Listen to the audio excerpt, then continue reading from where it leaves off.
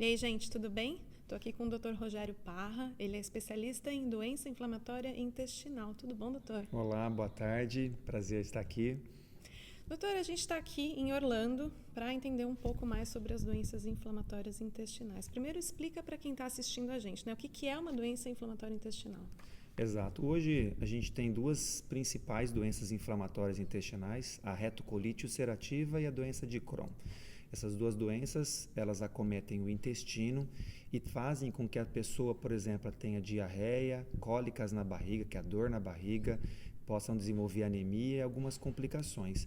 Então é fundamental que essas pessoas tenham ideia, principalmente dos sintomas iniciais, para poderem procurar os seus médicos. Tá, mas todo mundo que tiver esse sintoma tem que procurar o médico para saber o que é, assim? Então, Ou tem que normalmente... ter por um tempo, mais frequência? Isso.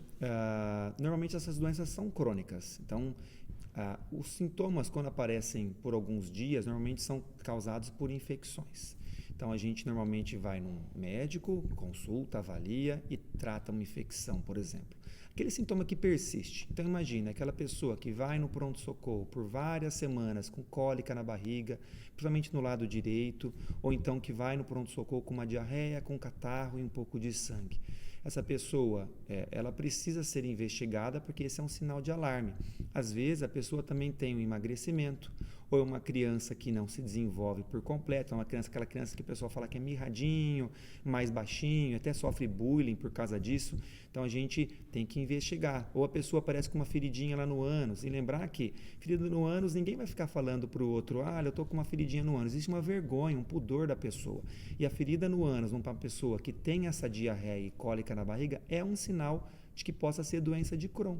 Então a pessoa precisa realmente falar para o seu médico, não ter essa vergonha, procurar ajuda, um cirurgião, um proctologista, para poder realmente falar, olha, eu estou com diarreia, estou com dor abdominal, estou com uma feridinha no meu ânus ou uma ferida na boca. Isso pode ser um sinal de doença inflamatória intestinal. E tem uma idade que é mais frequente? Pessoas mais velhas, pessoas mais novas, ou pega todo Tem. mundo? Na verdade, as doenças podem comprometer qualquer pessoa, mas mais frequentemente são os adultos, jovens e crianças, principalmente a partir dos 15 anos, com um pico de incidência até no máximo os 40. Então, dos 15 aos 40 é quando tem a maior frequência dessa doença. Entretanto, a gente tem pessoas abaixo dos 15 anos com problema e pessoas acima dos 60 anos com problema. Então, pode comprometer qualquer uma dessas pessoas, mas mais frequentemente dos 15 aos 40 anos de idade. Tá. E qual que é a diferença entre a retocolite ulcerativa e a doença de Crohn?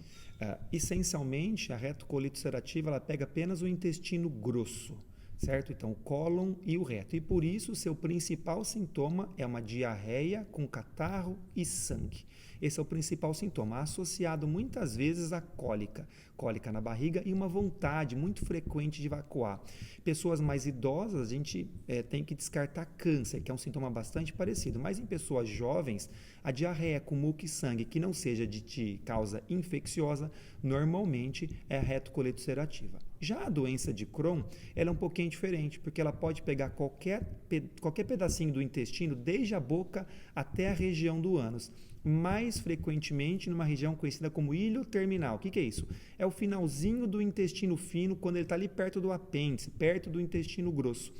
Esse lugar ele inflama e, consequentemente, a pessoa tem cólica, que pode ser acompanhada de diarreia e emagrecimento. Tá. Tem pessoas que têm mais propensão a ter essas doenças? Por exemplo, tem uma causa genética? Ou se você tem alguém na sua família que tem essas doenças, tem mais risco? Essa pergunta é importantíssima. Se você tem um familiar que tenha colite ou Crohn, e você tem esse sintoma, você precisa ser investigado. A gente sabe que existe sim um aumento da frequência em pessoas que têm algum familiar comprometido, especialmente os familiares de primeiro grau.